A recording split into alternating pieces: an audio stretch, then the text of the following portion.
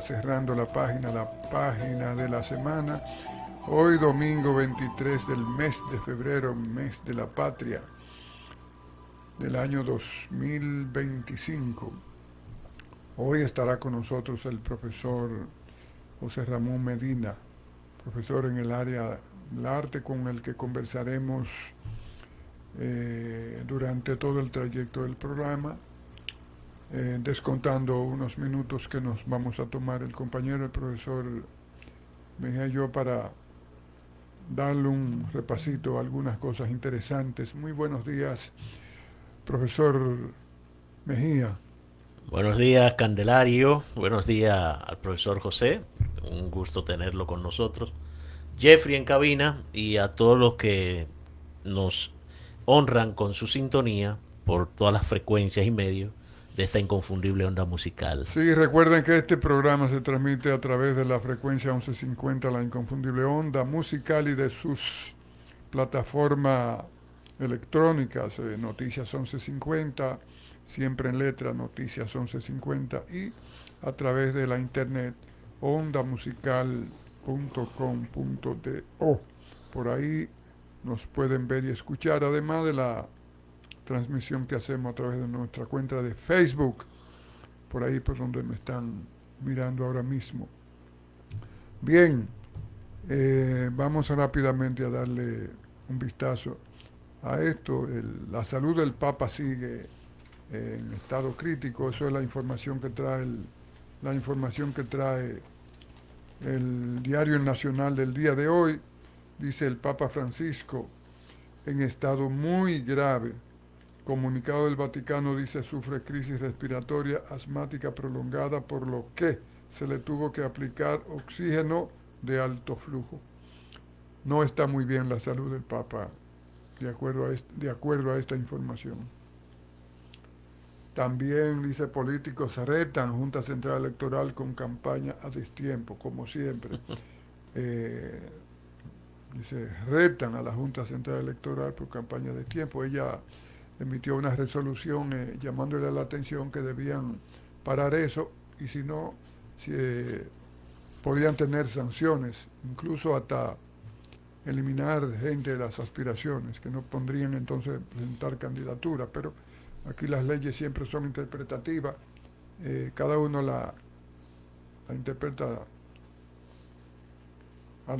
de acuerdo a sus intereses. Ahora no sabemos si es la Junta la que tiene razón o si son los partidos.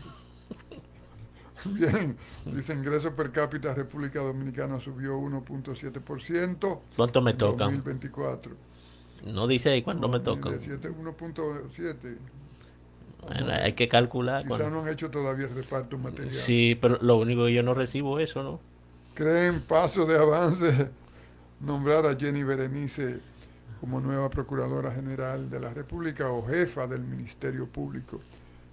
Dígame usted, No, licenciado Mejía. tal como señalábamos el domingo pasado, ah, era Crónica de una muerte anunciada, como aquel famoso título de José Gabriel García Márquez, o Gabriel García Márquez, de que eso iba a descansar en Camacho o en Jenny. Bueno, Jenny como más cercana a, a Miriam y era la favorita, indudablemente. En la línea sucesoral y desde el punto de vista institucional, era ella quien Sí, correspondía, sí. aunque se ha estado diciendo que hubo un cierto tranque y que por eso aplazaron el anuncio porque tenían fuerte oposición del oficialismo y de la oposición también.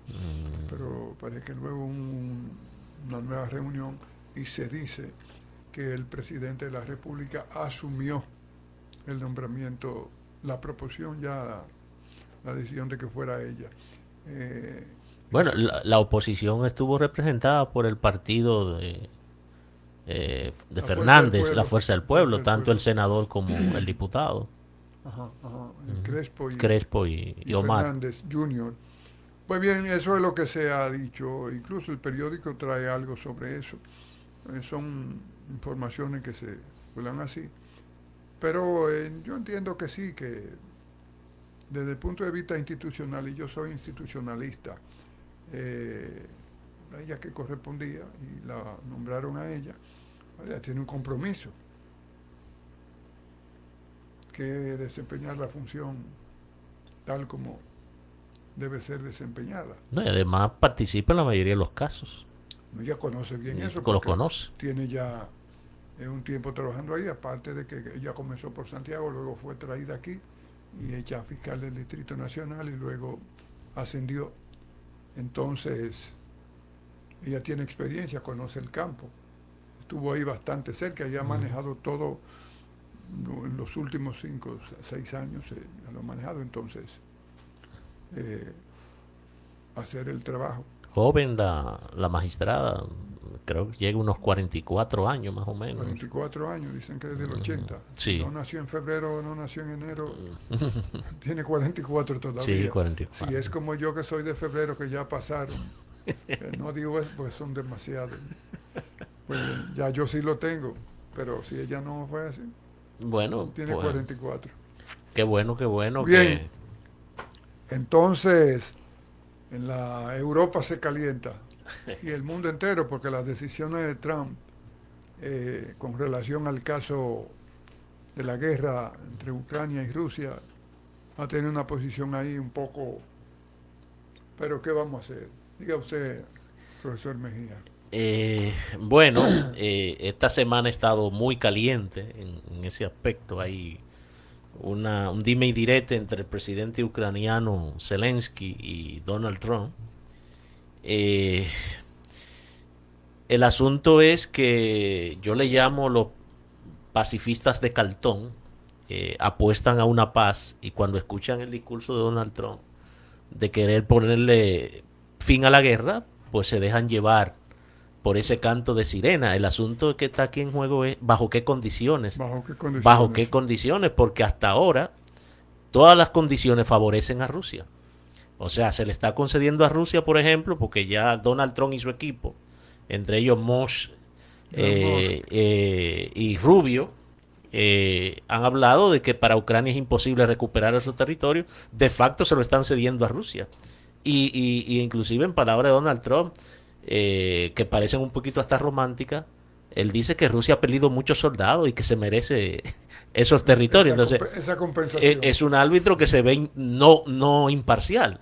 De ahí viene el tranque. Y por otro lado, entonces, el asunto de que Donald Trump exige ese dinero de vuelta que no fue con condiciones de préstamo que se le dio como asistencia a Ucrania bajo la administración de Biden, pero el señor Trump quiere de vuelta la inversión, pero la quiere quintuplicada. Él entonces ahí estaría rompiendo con el principio de continuidad del Estado. Sí, pero que este equipo de Donald Trump no le importa en esos aspectos. Sí, también Trump exige que un 50% de los recursos naturales se ha hecho público, que envió una propuesta, un documento, y Zelensky, ante la situación de acorralamiento, parece que lanzó esa información como una forma también de desquite, porque Trump lo llamó incluso dictador. Lo reaccionó, que lo llamó dictador y que... Malagradecido. Que una encuesta reflejó que no te contaba. No le da un 4%. 4%.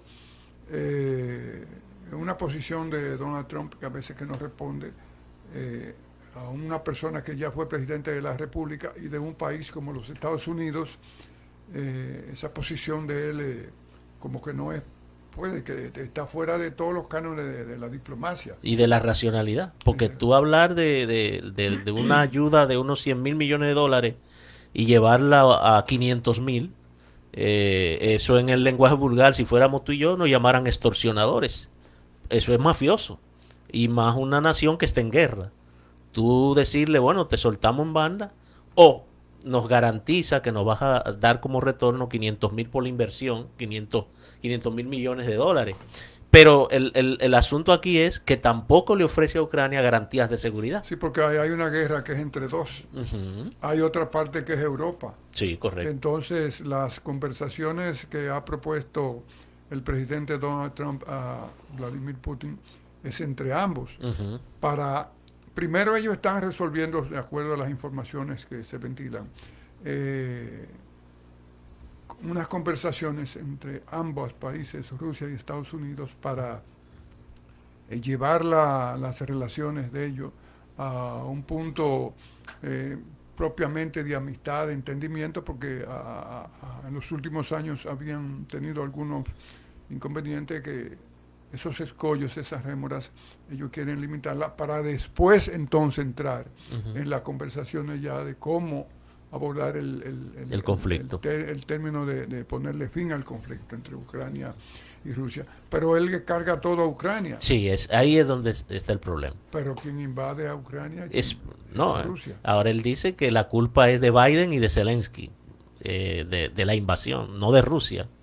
Porque Rusia presenta unos argumentos, pero nosotros todos sabemos que George Bush presentó unos argumentos para invadir Irak. Entonces, los argumentos no son suficientes. Hay acciones que desmienten el argumento, sobre todo previa, porque no es la primera toma de territorio de Vladimir Putin. También, no es. Bueno, recuerda que le arrancó a Crimea hace tiempo. Y a Georgia en el 2008, una parte. Pues sí, entonces el asunto de Trump es que también deja a la comunidad de Europa, a la Unión Europea, al margen de todo. Europa siempre ha sido un aliado de incondicional. Los Estados Unidos representan una cosa, no sé realmente qué jugada es que tiene, como dicen, bajo la manga el señor Donald J. Trump, no lo sé, pero eso se aclarará. Otra medida importante ya para terminar con este segmentito es que la medida de la protección temporal a unos haitianos que hay en los Estados Unidos. 300,000. No, hablan de medio millón. Medio millón. Medio millón. Eso le dio para atrás, revocó esa medida que fue llevada a cabo por Joe Biden, expresidente. Entonces, esa gente fueron beneficiados con esa medida de darle protección temporal. Entonces, eso fue como consecuencia de toda esa gente que llegó a los Estados Unidos, esos haitianos, del terremoto, después un ciclón que hubo, que lo arrasó Haití, la desestabilización, la guerra, la situación en la que ha estado Haití, pues naturalmente ha hecho que muchos haitianos por la vuelta se van vía Miami, luego llegan a Miami, vía a Bahamas, luego llegan a Miami, en fin, y se han metido allá. Entonces, en un gesto, Biden le emitió esa orden ejecutiva dándole una protección temporal. Entonces se les revoca todo eso, esos haitianos quedan en el limbo. Eso es, ellos estarán todavía bajo condiciones legales hasta agosto. Hasta agosto. Principito de agosto. Igual pasó con los venezolanos, algo similar también. Sí. Entonces, bueno, pero lo de Haití es que es que nos repercute a nosotros. Va a impactar a nosotros. No, porque hay gente que se alegra, sobre todo ese nacionalismo que a veces yo no entiendo, de la aplicación de la medida, porque mucha gente se identifica con la administración Trump por lo de anti-inmigrante. El asunto es que nos afecta a nosotros, lo van a devolver, pero ¿para dónde van? ¿Van para Haití en medio de ese caos? No, van a buscar el lugar más estable, como es normal cuando países comparten frontera. Entonces, los problemas de Haití repercuten sobre la República Dominicana, sí o sí. Mientras Haití esté atravesando por ese drama, nosotros tenemos que estar durmiendo con un ojo cerrado y el otro abierto, quizás con los dos abiertos. Bien, vamos a cerrar ya. Vemos que las cosas más importantes, más candentes, ya le hemos dado un vistazo. Y vamos a entrar ahora al eje central del programa de hoy, que es la entrevista con el profesor Medina. Profesor Medina, muy buenos días. Encantado de tenerlo aquí para que nuestro público reciba todas las informaciones que tiene que darnos acerca de lo que llamaríamos la historia del arte plástico en la República Dominicana. Buenos días, señor Medina. Buenos días para ti, Wilson, que hace tantos años que nos conocemos en los trajines del Conde. La ciudad colonial. De esos casi 80 que tú tienes, según tú. No paso. Según tú. Yo siempre he dicho que pone de más, pero él insiste que son eso. Yo Yo creo que Acércate al micrófono. algunos 40 Acércate al micrófono. Sí, algunos 40 ya tenemos conociéndonos. Sí.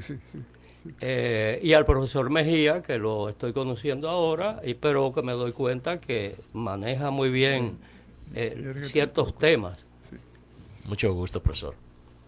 Sí, ok. Sí. Pues Bueno, bueno, bien, está bien. Medina, Mejía, si tiene... No, un gusto, profesor, compartir con usted en esta mañana, sobre todo en el ámbito maravilloso del arte, ¿no? Tantas cosas interesantes y esperamos que con esta entrevista podamos edificarnos nosotros y los amigos que nos honran con su presencia. con su audiencia. O su audiencia, sí, su audiencia. Medina, el arte en la República Dominicana, como todo, tiene una historia. Eso quiere decir que hay a partir de un momento que comienza. La República Dominicana, como en América Latina en términos general, su historia republicana es reciente, o sea que son países recientes, aunque el continente no es joven, es viejo y tenía una población, pero en el caso de la República Dominicana, vamos a hablar específicamente del arte en lo que soy la República Dominicana, básicamente a partir de la creación, del surgimiento de la República del Estado Dominicano, una nación ya con su propio símbolo, cultura, en fin, lo que es la República Dominicana, cómo comienza a surgir, quiénes son, serían los primeros actores que la historia tiene conocimientos. Ok, independientemente de que la República comienza alrededor de 200 años, un poco menos, Sí. Pero también la nación dominicana también es relativamente reciente, como los pueblos de América Latina son también recientes. Porque si bien es cierto que América, que no se llamaba América, tiene una historia milenaria, estos pueblos que hoy habitan la América y que han formado repúblicas independientes son de relativa formación en el tiempo. Inclusive se discute muy a menudo desde cuándo nosotros somos dominicanos. Si somos dominicanos desde el siglo XVI, cuando comienza a gestarse la nación, o si somos dominicanos a partir de 1844, o si somos dominicanos a partir de otra época. De manera que eso hay que tomarlo en cuenta. Por otro lado, los pueblos no se forman de la nada. Es decir, no es un Adán y una Eva que se juntaron y de repente formaron un pueblo. Hay detrás de ellos toda una historia. Y yo creo que también la historia de los antiguos habitantes de América también pesa. Y de una u otra forma heredamos algo de eso. Yo creo que para hablar de eso deberíamos también tomar en cuenta la historia del arte dominicano, pero no solamente a partir de la independencia, sino de su base indígena, europea y africana. Eso pesa muchísimo. Para que se forme ese arte ha habido una tradición artística desde los taínos, una tradición artística africana y una tradición artística europea que pesa. Y eso incide en la forma y en el contenido del arte. Por eso creo que es importante hablar de eso. Pero Entonces, sucede... que el arte dominicano en el área de la plástica tiene influencia de ambos, de los aborígenes, de los europeos y de los africanos. Sí, claro. Sobre todo en las últimas generaciones. Porque el arte indígena que nosotros conocemos es fundamentalmente en el campo de la arquitectura y de la cerámica, pero la arquitectura rudimentaria que ellos podían hacer y de la cerámica rudimentaria también que ellos podían hacer, pero con una simbología que hoy tiene incidencia en el arte dominicano. Y hay artistas que jugaron un papel fundamental en ese terreno. Entonces no tenemos registros de la pintura dominicana, pero sí tenemos registros a través de la cerámica, del dibujo y de la escultura, y en las cuevas, como las cuevas de El Pomier, como el hoyo de Sanave, como las cuevas de las Maravillas, donde hay una gran cantidad de pictografías indígenas que nos dicen a nosotros cómo ellos trataban el dibujo y cómo ellos, qué cosmovisión ellos tenían, y además de eso, cuáles eran sus elementos simbólicos, de manera que son importantes para eso. En la época colonial tampoco tenemos grandes, no hay artistas prácticamente, porque el arte que se podía hacer en la época colonial, fundamentalmente en el caso de la pintura, venía del extranjero, principalmente de España, y era lo que veíamos en las iglesias y en algunas casas civiles y de autoridades de la colonia, que todavía se pueden conservar algunas. Yo, por ejemplo, trabajé durante 8 años en la Catedral de Santo Domingo en la restauración de retablos, esculturas policromadas y algunos muros que tenían algunos restos de pinturas. Pero recuerdo inclusive que cuando estábamos restaurando el retablo de la Santa Reliquia, alguien preguntó de cuándo es. La única noticia que se pudo decir, bueno, se supone que es del siglo XVI. Y autor no se sabe. Okay. Entonces, no quedaron registros. No, la mayor parte eran, algunos eran autores anónimos en España, otros que podríamos pensar que debieron haber trabajado, debió haber alguien que pintara o dibujara bien o mal, claro. Pero en el plano anónimo. No hay registros de grandes nombres, se mencionan algunos nombres cuyos nombres y apellidos ahora no recuerdo concretamente, pero se mencionan tan poco que los libros no los recogen. Eso lo menciona alguien esporádicamente. Ahora, la pintura dominicana, todavía durante la República, no podemos decir que inmediatamente tenemos una pintura dominicana. Se va forjando poco a poco. Se dice que la primera escuela de pintura que tuvimos nosotros la formó un catalán, pero más reconocido aquí como madrileño, porque vivía en Madrid y es de Madrid que viene, y lo mencionan como de la Escuela de Madrid, Juan Fernández Corredor. Juan Fernández Corredor formó esa escuela, pero funcionó alrededor de 3 años solamente. ¿Y en qué periodo fue eso? 1883 él vino. En Santo Domingo. Sí. Y la escuela estuvo funcionando hasta 1886, alrededor de 3 años. La escuela no necesariamente dejó de funcionar en el 86, pero él se fue del país en el 86 y dejó vamos a decir, uno de los discípulos de él, cuyo nombre ahora mismo no recuerdo, que no hay registro de quiénes estudiaron después de eso, ni siquiera en la propia de Fernández Corredor hay nombres concretos de los que estudiaron con él, porque fue muy esporádico. ¿Y no quedaron alguna representación material de esos trabajos? Sí, hay dibujos de él. No de los alumnos. De los posibles estudiantes. No, dibujos de él, de Fernández Corredor. ¿Y esos dibujos se conservan? Sí, hay en internet, aparecen imágenes de esos dibujos de él.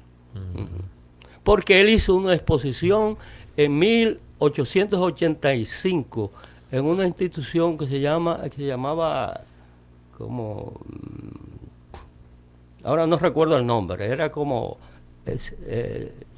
Ciudadanos de la Luz, una cosa así. No recuerdo exactamente. Pero esas obras más o menos en algún museo nuestro. No, museo no. O algún coleccionista privado lo tendrá. Sí, seguro que son privados, porque he visto en internet imágenes de dibujos de él. Esa es la referencia de lo primero que se haya hecho acá a partir de la creación de la Fundación de la República. Sí, como escuela. Como escuela. Pero tampoco hay registros de obras anteriores a esa fecha. Sí hay pintores que nacieron anteriores a esa fecha, pero cuyo trabajo alrededor de esos años finales de los 80 y que del siglo XIX, es que comienzan a esos nombres a hacer trabajos. Sí. Por ejemplo, Alejandro Bonilla, que hizo un retrato de Duarte, Abelardo Rodríguez Urdaneta, cuyo imagen fue la que durante más tiempo nosotros tuvimos de Duarte. La de él y la de Alejandro Bonilla. Alejandro Bonilla fue alumno de Abelardo Rodríguez Urdaneta, que fue la otra escuela que conocemos y la que más frutos fue dejando, porque sí se conocen los nombres de los alumnos de Abelardo Rodríguez Urdaneta. Rodríguez Urdaneta es muy conocido también como escultor. Escultor, pintor, dibujante, fotógrafo. Era bien versátil en su trabajo. ¿Dominicano o dominicano? Dominicano neto. Sí. Entonces, algunos de los alumnos de Rodríguez Urdaneta. El propio Alejandro Bonilla, Celeste Hugo Sigil, Leopoldo Navarro, a ver qué otros nombres podría recordar.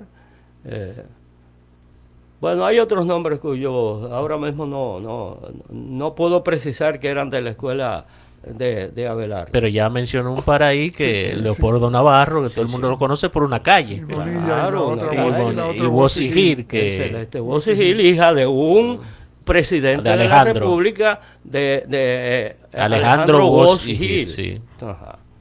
Que Alejandro Wosigil sí que fue presidente de la República a la caída del ILIS y luego retornó fruto de una revolución a la presidencia de la República, ahí cuando ya Jiménez Vázquez le hizo la guerra y momentáneamente el poder cayó sobre Wosigil ya para salir ¿me entiendes? Entonces ella era hija de Alejandro Wosigil. Ella era hija de Alejandro Wosigil y ella es una de las que se puede considerar más vanguardistas de pintoras y pintores dominicanos. Siempre cerca del en esa época, como ustedes saben, la mujer tenía un papel sumamente secundario en todo. Sí. Y ella fue bastante atrevida, a lo mejor quizá por el sector social a que pertenecía, haber heredado el hecho de que ella fuera hija de un presidente, haber viajado, eso le daba a ella ciertas posibilidades para ser más atrevida, vamos a decir, tanto en la temática como en la manera de pintar. Hay otro pintor de la escuela de Alejandro que no recordaba, que es Luis de Sangles, que es conocido como Cicito de Sangles también. Pero recientemente hubo un de Sangles. Sí, Jesús de Sangles de mi generación, sí. Pero a lo mejor si son familias serían muy lejanos. ¿Y esas primeras temáticas, profesor? Bueno, las temáticas principalmente eran retratos, bodegones, o sea, naturalezas muertas y escenas de la vida cotidiana, muy a menudo eran las escenas. Celeste Wosigil se atrevió a pintar mujeres desnudas. En esa época era bastante escandaloso y recibió críticas por eso. Celeste Wosigil también es influenciada por ya ciertos movimientos modernos que había en Europa. Antes de ella, la pintura dominicana era muy académica, vamos a decir. Lo poco que había. Muy académico y muy apegado a cierto realismo, pero realismo superficial, vamos a decir, porque la realidad es mucho más que lo que se ve. Sí, claro. Y entonces ella se influyó por el simbolismo, por el impresionismo y hasta el expresionismo. Y uno puede ver en las pinceladas de ella y la forma en que maneja los colores, que para su momento es la que comienza, podría decir yo, a introducir cierta visión diferente de lo que es el arte. porque muy a menudo se ha confundido el arte como una simple representación de la naturaleza. El arte es muchísimo más que eso. Sí, claro. Bien, entonces, siguiendo con la evolución del arte en esa vertiente en la República Dominicana, ya hablaste de Celeste Bossi Gil, que obviamente son personas del siglo XIX y trascendieron En el 20, en el 20. a principios del 20. Así, a principios del 20. Entonces, siguiendo esa línea de desarrollo y en los diferentes movimientos de la pintura. Bueno, yo podría decir que movimientos en la pintura dominicana no los hay hasta los años 40, que es donde, por la irrupción de una gran cantidad de artistas europeos, principalmente españoles, que vienen refugiados de la Segunda Guerra Mundial y de la Guerra Civil Española, llegan al país, crean escuelas, vienen con conocimiento de los movimientos que están ocurriendo en Europa e introducen esas ideas. Entonces ya encontramos artistas que estudiaron con ellos. Esos artistas podemos mencionar entre ellos a Manolo Pascual, podemos mencionar a Bela Zanetti, mencionar a Pras Ventós, José Gausach, sobre todo, que fue el que más desde el punto de vista de la modernidad incidió. Inclusive se dice que José Gausach pudo haber incidido en pintores como por ejemplo Wilfredo Lang, porque sucede que se dice que alrededor del año 40 estuvo en el país André Breton, estuvo también Wilfredo Lang, y que también estuvo Aimé Césaire, y que cuando Aimé Césaire se va a Francia, se va junto con Wilfredo Lang. Aimé Césaire escribió un libro que se considera fundamental para lo que es el realismo mágico y el surrealismo también. Era un título algo así, que no lo he leído, pero sí tengo referencia. Cuaderno para el retorno a un país natal, donde él narraba... Cuando ya se regresa a su país. Sí, él regresa a su país, que era Martinica. Martinica. Que era Martinica. De ultramar de Francia. Sí, claro. Es de ultramar de Francia, pero es del Caribe. Sí, claro. De toda esa magia que hay en el Caribe, no ahora, que ha habido siempre. Y es... allá en Europa se dice que Aimé Césaire estuvo con los grandes del surrealismo, Dalí, Mazen, Miró, etcétera, etcétera, y de manera que se piensa que en esas conversaciones de Gausach con Aimé Césaire y con Wilfredo Lang, ellos se nutren de Gausach, que era un de los refugiados europeos, pero catalán. Y a su vez, entonces, Gausach se nutre también de las conversaciones con Aimé Césaire y con Wilfredo Lang, y por eso puede incidir en cierto cambio en la pintura dominicana. Con él estaba, por ejemplo, ahora se me ha ido el nombre de este gran pintor dominicano, Hernández Ortega. Y Hernández Ortega es uno de los grandes innovadores de la pintura dominicana, que incidió tanto en su generación como en generaciones posteriores. ¿Y qué otros, además de Hernández Ortega, qué otros, diríamos, pupilos o discípulos bueno, que fueron o que recibieron las influencias de esos personajes traídos desde Europa como refugiados? Bueno, podemos mencionar al propio Pras Ventós, que viene muchacho, él no vino formado como artista, él viene un muchacho y se forma aquí, pero podemos mencionar a Paul Giudicelli, que para mí Paul Giudicelli es el gran artista de la modernidad dominicana. Giudicelli, sí. Porque Paul Giudicelli es el que comprende mejor, entiendo yo, a lo mejor no sea así, ese carácter triádico, vamos a decir, de el ser y la cultura dominicana. Okay.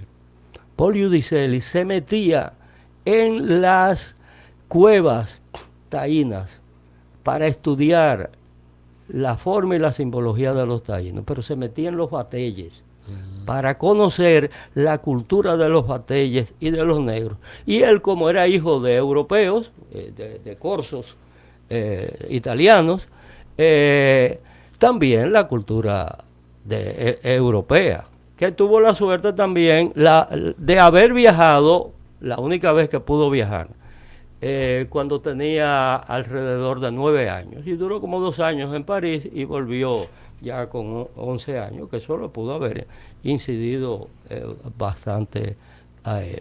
Profesor, ¿cómo surge digamos, en el arte dominicano esa afiliación con el Caribe? ¿En qué momento empieza a reflejar el Caribe, los colores vibrantes, nuestra esencia regional? Bueno, yo podría decir que concretamente a partir de los años 50, porque ya esos que se formaron, atención, en 1942 se creó la Escuela Nacional de Bellas Artes. Y comienza la Bienal Nacional en los años 40 también. Ya entonces hay todo un movimiento, pero no en términos estéticos e ideológicos, pero sí un movimiento de un inicio y un fortalecimiento de las artes plásticas dominicanas por la creación de esa escuela. Hay que reconocerle al jefe que aprovechó a esos grandes artistas que vinieron de Europa y al crearse esa escuela y crearse la Bienal, pues esos que estudiaron con esos artistas, el primer director de la escuela fue Manolo Pascual, de esos refugiados españoles. Eso va creando una visión diferente de lo que es el arte. Y lógicamente, cuando los dominicanos ya comienzan a viajar de los 70 y los 80 para acá, ese colorido, ese ímpetu caribeño, pues se acentúa. Se va manifestando. Claro, porque ya estamos teniendo intercambio con otros artistas del Caribe y de otras partes. También ya la televisión ha llegado a una mayor parte de la población dominicana. Ustedes saben que televisión tenían muy pocos. Muy pocos. Y que de los pocos que podían ver televisión, para poderla ver, tenían que ir o a comprar helados o a comprar algo a donde había televisión. Y hasta pagar un centavo. Y algunas cobraban entrada. Sí, en algunas casas cobraban un centavo. Ya en los años 70, por lo menos, yo recuerdo que en San Juan de la Maguana, mi pueblo donde estaba yo en esos años, por lo menos había televisión en el parque y la gente iba a ver televisión en el parque. Aquí en la capital pusieron televisión en también. El parque, también, algunos televisores en los parques. Entonces eso hace que cambie la mentalidad. Por otro lado, comienzan a llegar revistas extranjeras. Y en los 80 ya estamos hablando del cable y de unos cambios en las comunicaciones grandísimos que van a incidir muchísimo más. Profesor, ¿y cuándo se refleja en las obras, en las influencias político-ideológicas? ¿A partir de cuándo? Bueno, yo creo que de los propios años 50 ya se comienza a reflejar algo, pero muy poco, y que le cuesta problemas a uno que otro artista. Silvano Lora participó en una bienal con un cuadro que creo que se tituló Y seguiré a caballo, y el jinete cayéndose del caballo. Porque fue en esa expresión, en ese eslogan, descansó la campaña de Trujillo del 34. Precisamente.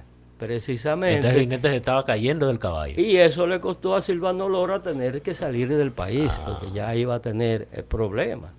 Y otros más, menos evidentes también introducían cierta temática. El propio Giudicelli, lo único que Giudicelli tenía menos problemas porque al Giudicelli introduce el concepto de la con fuerza en la pintura dominicana del abstraccionismo.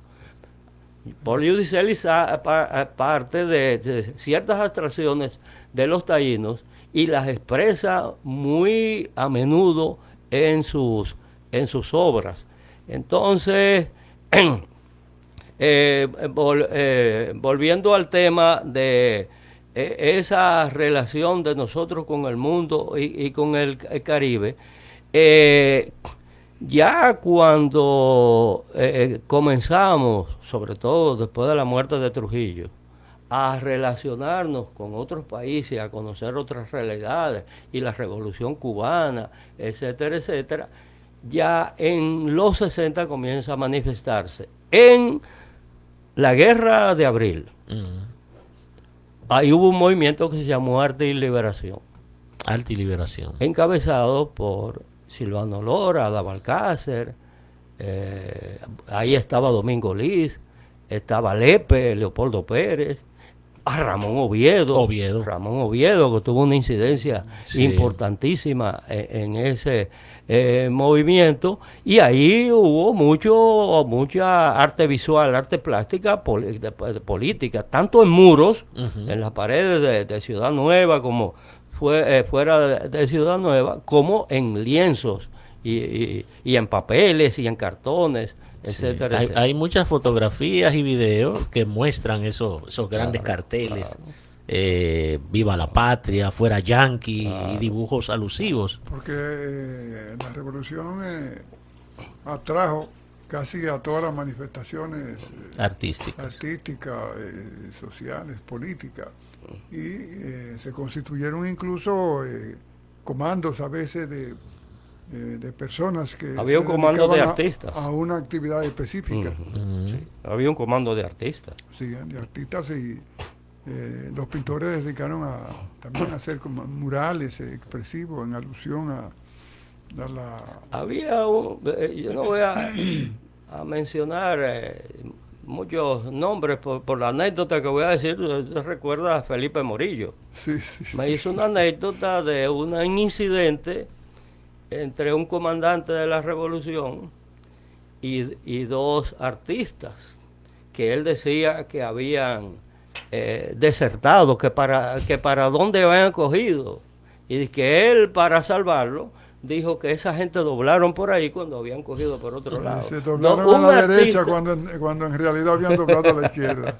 Un artista muy conocido de aquí, y el otro un galerista, poeta, escritor, también muy conocido de aquí. No, Felipe, que en paz descanse, él era muy abundante en anécdotas. Sí, y eso quiere decir que ese artista y ese otro intelectual dominicano estaban participando en la revolución, que no son ninguno de los que yo mencioné ahorita. No, déjalo así. Obedece a lo que mi padre decía, que diga siempre el pecado, más no el pecador. Bien, entonces la influencia política, la presencia ideológica política, se da básicamente ya a partir de los 60, cuando ya la República Dominicana se ha liberado de las rémoras, de los escollos propios de las dictaduras. Sí. Y sobre todo después de la guerra. De la Guerra de Abril. Tanto la poesía, como el teatro, como las artes plásticas, hoy la llamamos más artes visuales porque engloban más, como la música, estuvo bien. Bueno, tú sabes que el mundo entero, sobre todo estas latitudes como Latinoamérica, se vieron muy influenciadas por lo político y lo ideológico, y que eso se manifestó grandemente en la música, en el canto. Sí. Hay la nueva trova y todas esas cosas. Incluso hay muchísimos escritores en el campo de la literatura que eran escritores lo que se ha denominado de vanguardia. Y Y en la pintura también. Claro, claro. Profesor, pero y aprovechando este punto, están hablando del movimiento subversivo, pero y los apologistas en el área de la pintura hacia el régimen, ¿hay algún tipo de pintura que refleje? Porque lo vimos en la música, En la música. y en algunos otros, en el literario. ¿En la pintura hay algún tipo de compromiso con la tiranía o que refleje? En el ¿O le régimen- haga culto? Bueno, no hay grandes registros como por ejemplo pueden aparecer en otros países de culto a la tiranía, pero sí complacencias, Ok. vamos a decir. Había que ceder algunas cosas. Y hubo artistas como por ejemplo el propio Giudicelli, que a él se le llegaron a asignar solamente 6 murales en todo el país, porque hay que reconocerse eso a Trujillo. Trujillo hizo muchos murales, Jaime Colson, eh, Paul Giudicelli, Bela Zanetti, esa gente hicieron muchos murales en el país.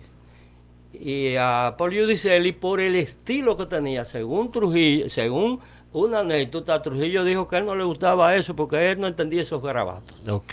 Sí. Garabatos. Pero era una manera de Paul Giudicelli no conceder, porque eso es lo que él consideraba que había que hacer. Pero que déjame decirte una cosa, en la dictadura de Trujillo, ese régimen de Trujillo, tuvo una característica que no tuvieron las dictaduras en latinoamericanas en otros países. Trujillo fue demasiado absorbente. Trujillo penetró hasta las alcobas Sí. de cada hogar.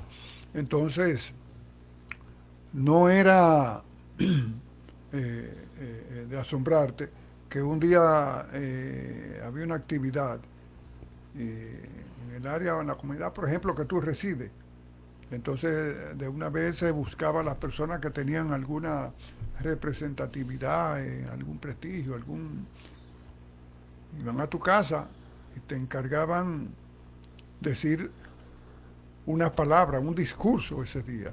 Pero ese maldito discurso tenía que ir en consonancia con lo que se estilaba de reconocimiento a lo que había sido el régimen hasta ese momento, que en la educación, que en la salud, que en el desarrollo general del país. Entonces, tú tenías que volcarte en torno a eso. Me imagino que, ok, él le daba oportunidad a los pintores, pues si eran muralistas, de que hiciera un mural, de que esto o lo otro, pero generalmente también eso iba en consonancia con resaltar el reconocimiento de la obra del jefe. Claro. Pero en cierta medida no se le impuso tanto una temática de loa al jefe, sino que se le encargaban los murales, había que ser cuidadoso con la temática para no herir susceptibilidades, porque recuérdate que en esta casa Trujillo es el jefe. Eso es quizás lo más simbólico, icónico de hasta dónde llegaba Trujillo, porque en esta casa Trujillo es el jefe. En todas las casas había que poner esa placa: en esta casa Trujillo es el jefe. Imagínate el nivel de sometimiento que tenía que tener todo dominicano a ciertas normas del régimen. En cierta medida de control. Claro. Bien, y en todo lo que es las manifestaciones de la pintura, de las artes plásticas, todos esos movimientos, en esos estilos, ¿en qué estilo consideras que se ha desarrollado más la plástica dominicana? Bueno, Que si surrealismo, que si abstractismo. eso habría que dividirlo un poco por etapas, porque la mayor irrupción, no podemos decir que hay un movimiento o un estilo que uno pueda decir que es marcadamente dominicanos, que está iniciado por fulano y ese movimiento es X, o ese estilo. Ahora bien, aquí hubo irrupción del impresionismo, hubo irrupción del simbolismo, también del abstraccionismo, con Paul Giudicelli y luego más tarde con otros artistas, el costumbrismo, podemos mencionar a Giorgi Morel, que por ahí va sí, Hilario Rodríguez, que se pueden enmarcar dentro de eso. Encaja dentro de ese. En algún momento, pero Guillo Pérez en un momento fue abstracto. Sí, porque Guillo Pérez fue alumno de Giorgi Morel y él lo resaltaba mucho cada vez que hablaba. Guillo era un espectáculo. Y hablaba mucho de Giorgi Morel y de él comiendo batata asada debajo de un puente en Santiago. Y bueno, pero el estilo de Guillo ya es bastante diferente al de Giorgi Morel. Digamos que el gran referente del costumbrismo es Morel. Giorgi Morel, para mí. Sí, para mí. Y esos colores tan llamativos del costumbrismo. Bueno, es que el trópico tiene unos colores que son llamativos. Además, el espíritu del trópico llama a eso.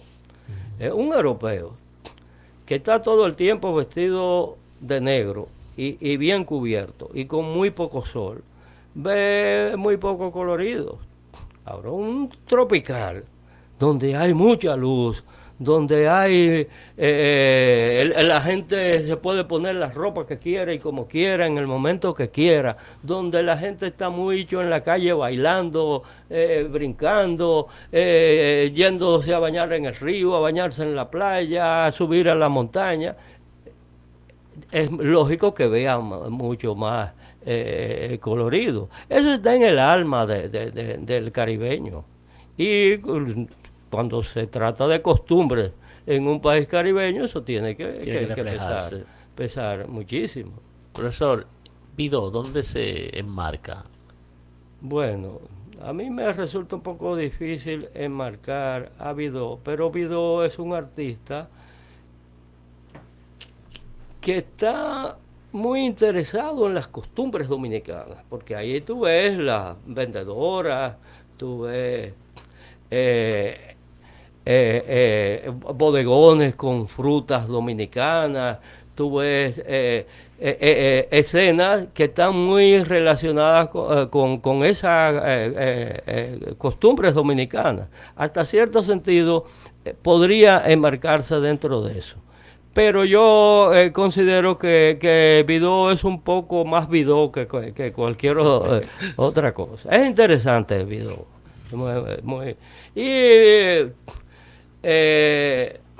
Muy a menudo el costumbrismo en aquellos tiempos, la gente trataba de pintar las cosas tal y como era, la gente como era, el caballo como era, el ganso como era, el gallo como era, pero Vidó estilizaba bastante su figura. Y después de la muerte de Trujillo, específicamente, mayormente después del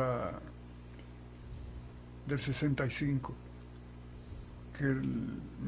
cuando se abren ya de manera amplia las puertas a viajar al exterior y se radican muchos jóvenes, básicamente en Europa. ¿Qué tanto ha beneficiado eso en la calidad, en el mejoramiento del resultado del trabajo? Yo creo que ha beneficiado mucho. Lo primero es que en esos años coexisten, vamos a decir, artistas de las generaciones anteriores a la caída de Trujillo, anteriores a la guerra, artistas de los 50 y de los 40 con artistas de los 70. Sí. Ahí nosotros podíamos ver a un Gilberto Hernández Ortega junto con un Alberto Vaz de los 70, sí, o con una Elsa Núñez de los 60, o con un Alonso Cueva de los 70 y hasta con artistas de mi generación coexistiendo. Entonces, bueno, ubícame un poquito en el tema otra vez, porque me distraje. Después del ajusticiamiento del Trujillo y básicamente después del término de la Trifulca de Abril, que es cuando las puertas se abren ya ampliamente para que los dominicanos comiencen a salir del país, pero en este caso referido a los artistas de la plástica o de las artes visuales. ¿Cómo impacta? Sí, algunos regresan, como el caso de Silvano Lora.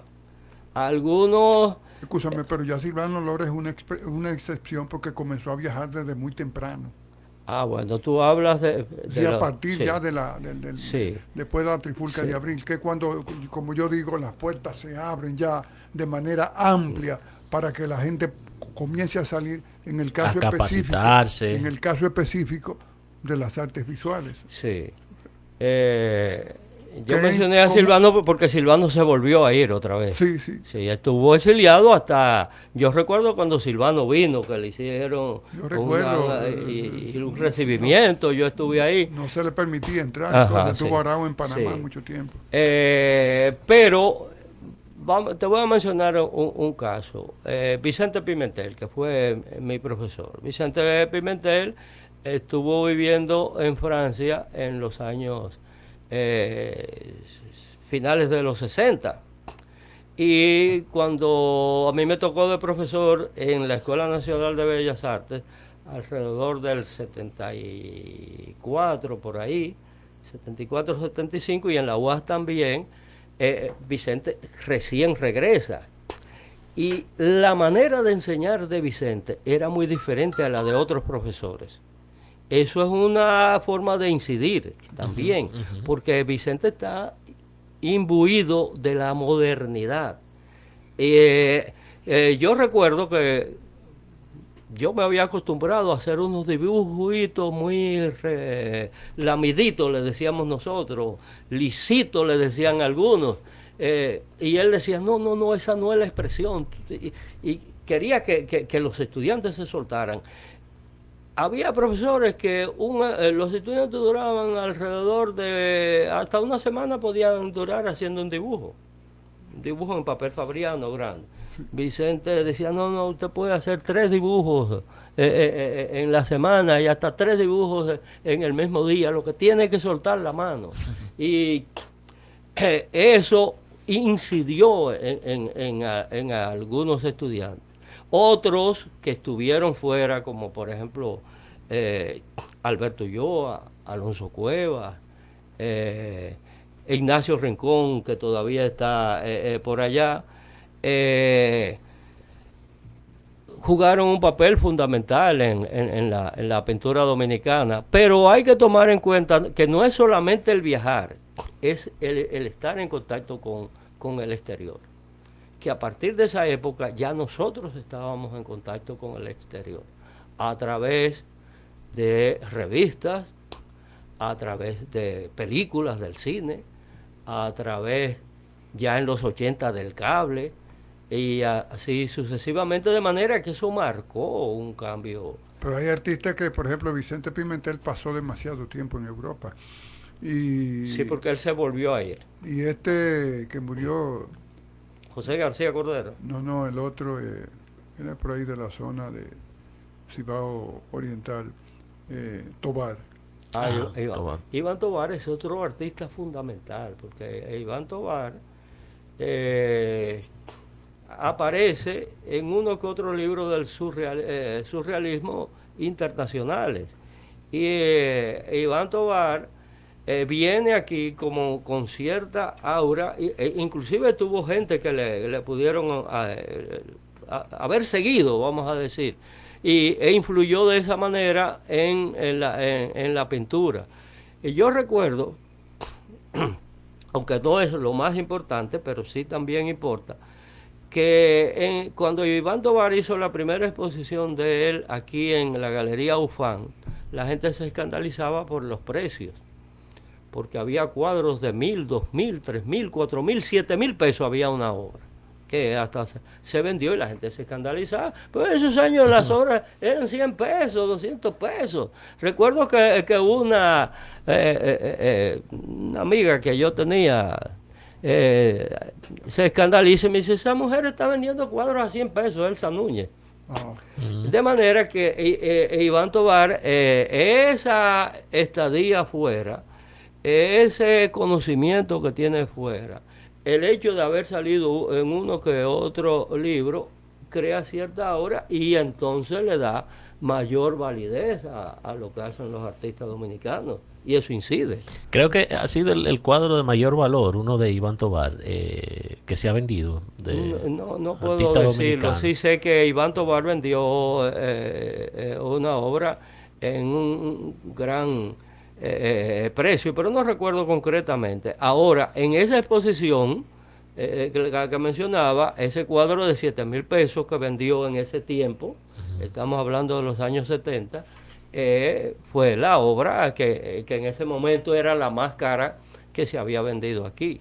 ¿Y a nivel internacional es el más reconocido? Bueno, Iván, no necesariamente podría decir que es el más reconocido, pero sí tiene buen reconocimiento. Inclusive en Nueva York hay una escultura de Iván Tovar, motorizada como es, desde luego, por alguna institución que le interesa promover a Iván Tovar y relacionada con el pueblo dominicano, porque es así donde el arte de un país se da a conocer, cuando lo promueven desde su propio país.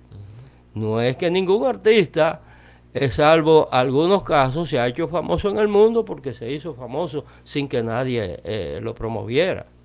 Y ahí el Estado y la empresa privada deben jugar un papel importante, como lo han jugado en otros países. Pero en la literatura se estila mucho las antologías. Ajá.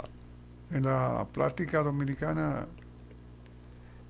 muy a menudo se hace a partir de una retrospectiva de un artista, entonces se hace una monografía sobre ese artista, que es muy similar a lo de la antología, aunque en la antología se puede hacer de todo me refiero en la poesía, sí.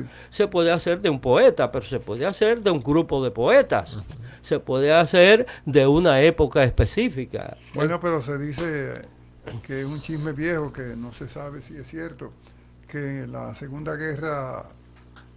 La guerra española y que fue causada porque en una antología dejaron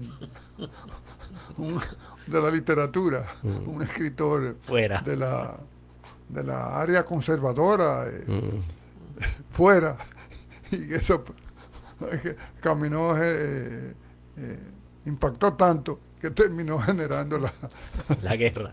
La guerra. Ese por lo menos tenía que ser hermano de Franco o primo de Primo Rivera. Porque, posiblemente en uno de los bandos. Muy bien, pero claro, ya para... estamos casi en los finales. Venir con esto un poco jocoso. Sí. Sabes que en las antologías siempre hay unos problemas porque... Kelvin, por ejemplo, que se dedique a la literatura, tú, yo, Jeffrey, entonces hacen una antología y deja uno fuera, aún teniendo suficiente obra y la suficiente calidad, pero a veces por cuestiones personales deja afuera. Sí, y hasta políticas muchas veces, porque a veces el artista no responde. Claro. Pero de todas eso formas, no se da en el área plástica. Es que en la sociedad, en la naturaleza, en el pensamiento, en todo, nada es el resultado de un solo factor. Es multifactorial las causas.